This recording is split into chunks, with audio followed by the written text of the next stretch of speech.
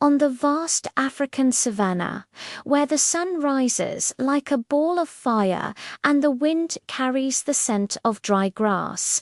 A pride of lions had lived for generations.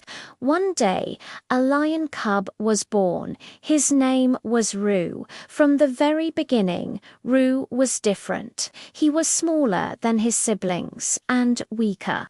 His fur was a pale, dusty yellow, and his roar was more like a soft squeak. During hunting lessons, while the other cubs pounced and wrestled, Roo was always left behind. The other lions would mock him, their words sharp as claws. "A weak lion will never amount to anything." Those words pierced deep into Roo's young heart, leaving wounds no one could see. Then came a fateful night. The moon was hidden behind thick clouds, casting the savanna into complete darkness. A pack of hyenas, their laughter echoing like a curse, launched a surprise attack on the pride. Chaos erupted. Lions roared, hyenas yelped, and dust filled the air. In the confusion, little Roo was knocked aside, tumbling into the tall grass. When the sun rose the next morning, painting the sky in soft hues of orange and pink, Roo found himself utterly alone. No parents, no pride, just the deafening silence of the empty plains and a chilling fear that gripped his soul. In those first few days, Roo was a shadow of a lion, hungry and exhausted.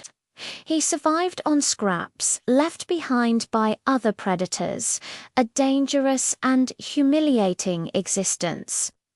Many times he narrowly escaped death, feeling the hot breath of danger on his neck. He was wounded, bleeding, with no one to lick his cuts or protect him from the night. Huddled under the cold, bright stars, Roo would often look up and wonder, was I born only to die alone? But each time despair threatened to consume him, something inside him sparked. He refused to give up. He stood up again, his small body trembling, but his spirit unbroken. He began to observe. He watched how the gazelles sprinted with explosive speed, how the wind changed direction, how the ground vibrated with approaching footsteps. Roo started practicing how to hunt alone. He failed again and again, his paws clumsy, his timing off. But with every failure, his legs grew stronger, his claws sharper, and his eyes fiercer. Pain forged his will into steel. Loneliness shaped his wisdom.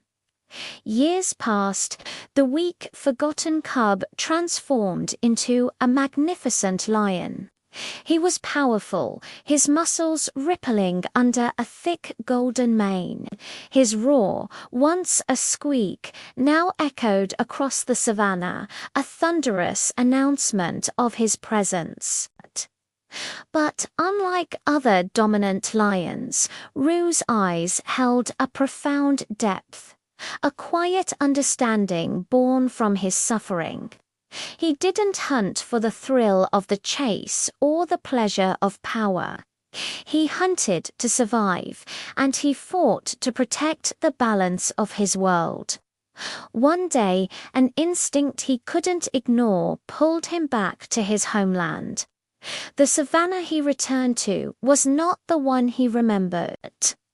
The old king, a brute, ruled with cruelty and selfishness. The pride was fractured, its members divided and weak. Hyenas, emboldened by the chaos, roamed freely, their shadows stretching long over the depleted hunting grounds. As if on cue, the hyenas attacked again, and panic spread through the pride like wildfire. But this time, something was different. Ru stepped forward. There was no empty aggression in his stance, no reckless violence in his eyes. With a single thunderous roarer sound that was both powerful and strangely calming, Ru rallied the lions. He didn't just fight, he led. He guided them, turning their individual fear into collective strength. Together, coordinated, united, they fought as one. The battle was short and decisive. The hyenas fled into the darkness, their confident laughter replaced by whimpers of retreat. Silence fell over the savannah once more. The lions, breathing heavily, turned to look at Ru. In that moment, they understood. A true king isn't simply the strongest or the most aggressive. A true king is the one who has suffered, the one who has been broken and has learned to lead not with force, but with wisdom. With a shared, unspoken respect, they bowed their heads. Ru became their lion king. He ruled with wisdom, fairness, and a compassion that only one who has known true hardship can possess. Under his reign, the pride healed, the land thrived, and balance was restored.